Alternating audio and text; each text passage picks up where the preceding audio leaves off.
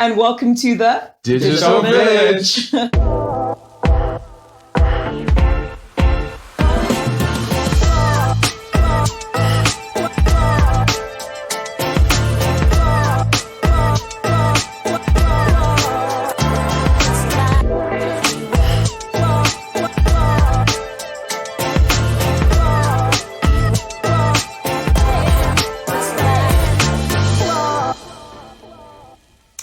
The Digital Village is a space where the four of us discuss what is going on, why is it happening, how is it happening, and who's doing what.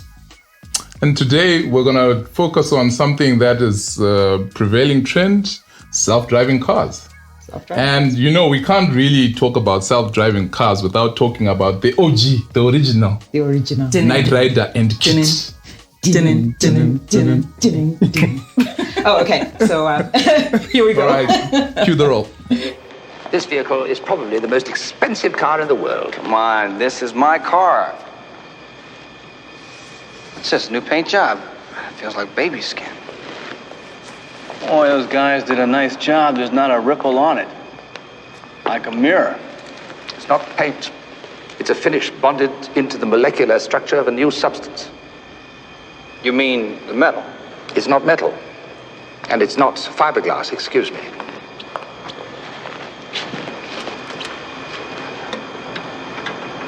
Here. Strike the surface as hard as you can. Come on, Devin, I'm not going to hit my car. It's beautiful. He said it's not metal and it's not fiberglass. So what is it? But it said doing. I think he just bamboozled. They bamboozled us with the words there because, it's not metal, it's not fiberglass. What is it? Yeah, What could possibly carbon resist? fiber. Mm-hmm. You've got now carbon fiber, Kevlar, the Kevlar. which is sitting somewhere in the middle. So Is it some like composite- bulletproof stuff? Yeah. Oh, is Oh, that is what you're talking that about? what they use for bulletproof? Yeah, they use like cars, Kevlar. vehicle cars. Okay. All right. So it's a possibility. There's not a mark on it. How did you do that?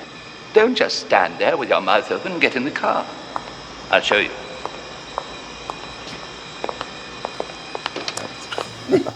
Yeah, the belts.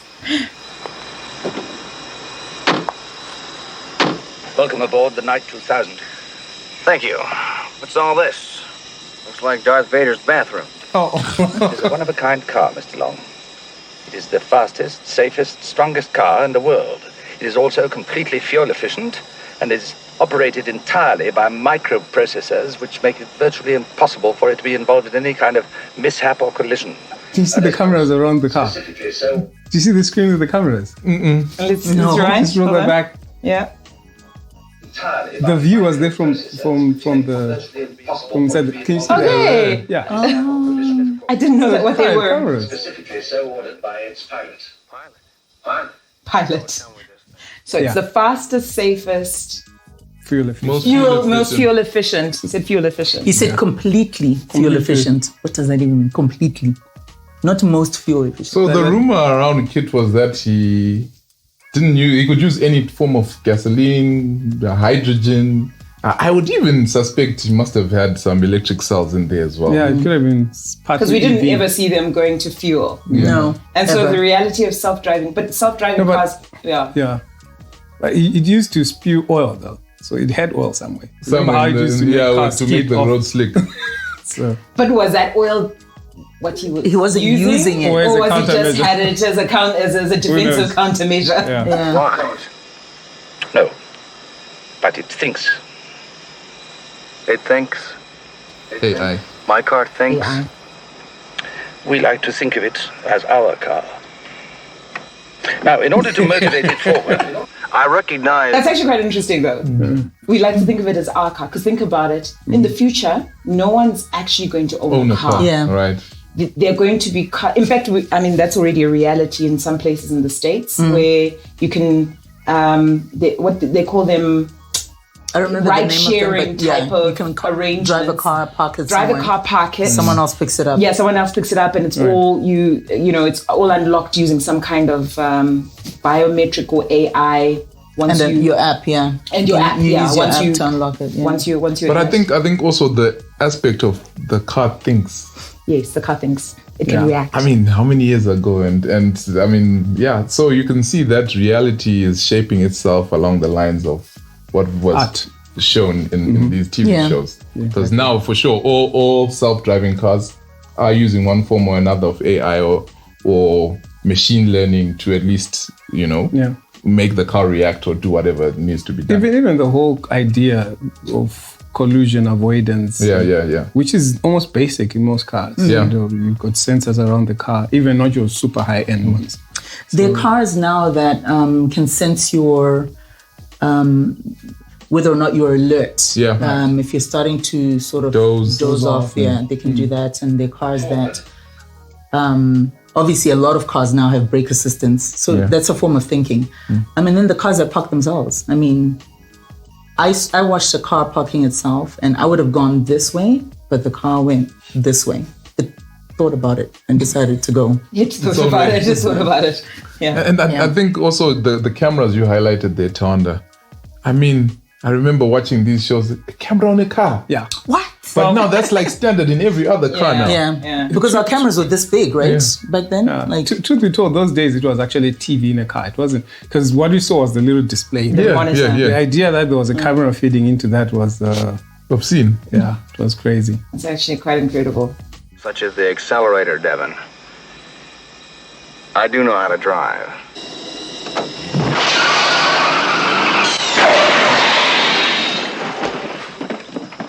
I would have preferred you to have let me open the door first. However, as you see, no harm has come to the car. You also told me this machine couldn't have a collision. And not if the system is operable. And to do that, you have to switch it on first. Like that. Now you're telling me... keep that start. You're telling me... Yeah.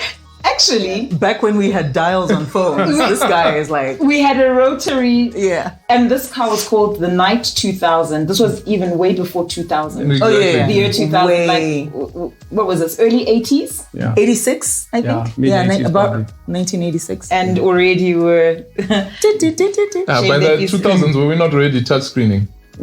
Okay. We were already touch screening. Okay. I'll never trust anybody again.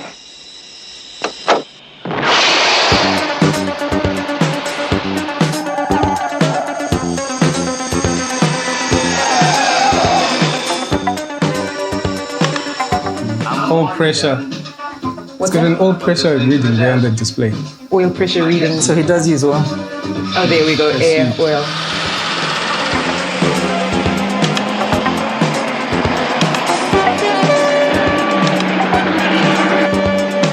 I don't believe this. I'm playing chicken with a 10-ton semi.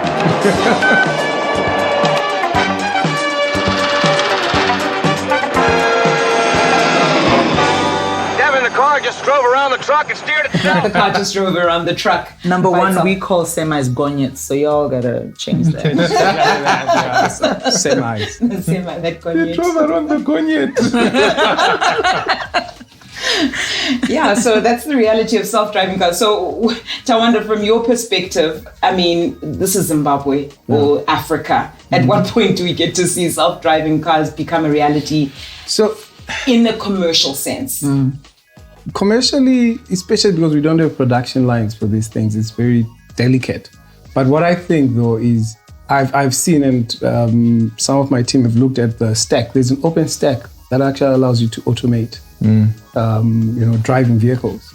Right. Yeah. So you can actually automate. You can take any vehicle, and that's crazy, and make it into wire up and make it self-driving.